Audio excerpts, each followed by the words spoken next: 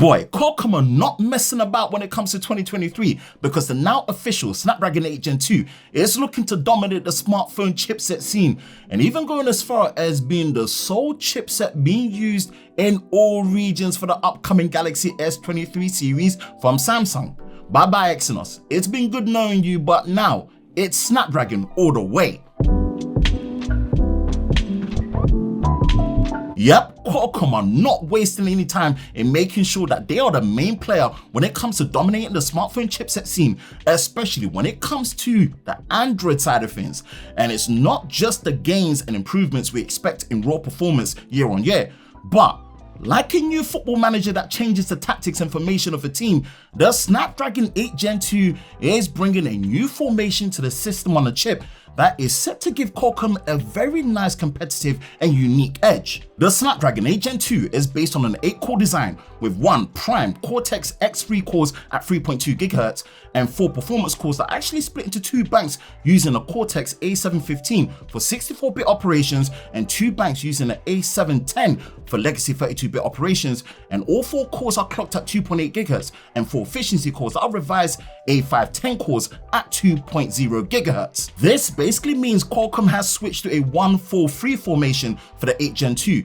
compared to the 1-3-4 formation for the 8 Gen 1. In fact, it's actually more like a 1-2-2-3 formation, which is really interesting to see how that will benefit the overall multi-core performance for the 8 Gen 2, as we now technically have an extra performance core than before. Qualcomm is claiming up to 35% faster CPU performance with up to 40% efficiency gains when it comes to power draw. The Exynos 740 GPU is set to have up to 25% faster performance with up to 25% better efficiency gains when it comes to power draw. These are bold claims, and bear in mind this is compared to the 8 Gen 1 and not the 8 Plus Gen 1, so it will be interesting to see how this translates into the real world. As much as AI seems to be like a buzz term thrown around for all new things tech related, Qualcomm definitely ain't passing up on the chance to show the improvements that they're bringing when it comes to AI for the 8 Gen 2. They've basically dedicated a whole hexagon processor built into the 8 Gen 2 to accelerate AI calculations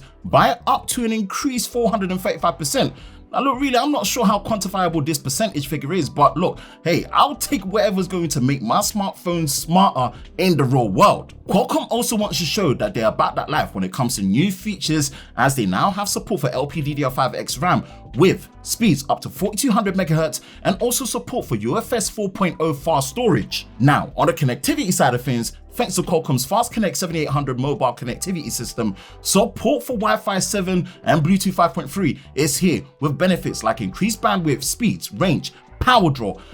but also features like multiple Bluetooth device connectivity and reduced latency when using Wi-Fi. And hey, if you're enjoying this video so far, then make sure you hit that like button, subscribe, hit that notification bell so you're part of Team TLS, the Tech Level Squad, so you don't miss any future videos on the channel. With that out of the way, let's continue with the video. Now, 5G on the other hand is less of a buzz feature, and with the new and improved Snapdragon X70 modem, you get support for 5G with sub 6 GHz and millimeter wave, and features like 5G dual SIM, dual active, which enables the use of 2 5G SIMs at the same time. Qualcomm are even going as far as putting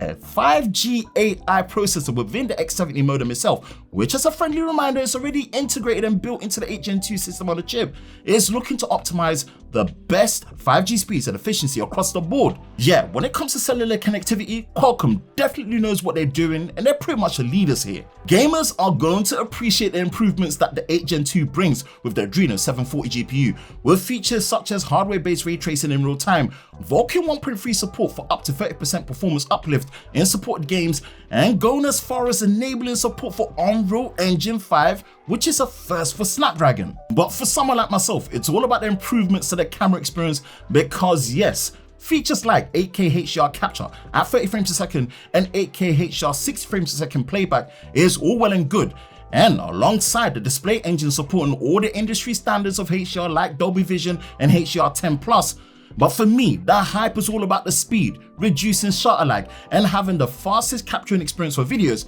and especially photos. As excited as I am to see the 8 Gen 2 in action, the biggest one for me is how the Snapdragon 8 Gen 2 might just officially kill off Samsung's upcoming Exynos chipset replacement for the Exynos 2200 in the Galaxy S22. If you've been living under a rock or maybe just not realized, Samsung over the past half decade and more have always split their chipset in their S-series flagship devices between their own designed Exynos chipset and Qualcomm's Snapdragon chipset.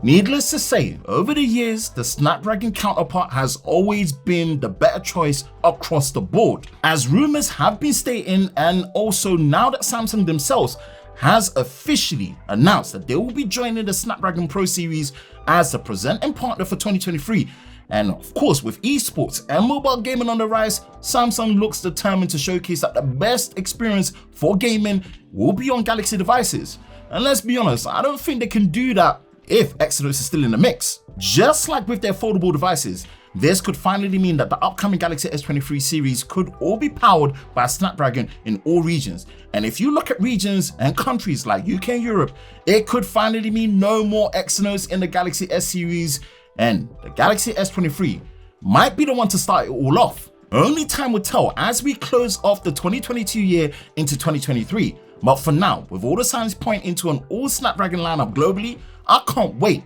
for the Galaxy S23.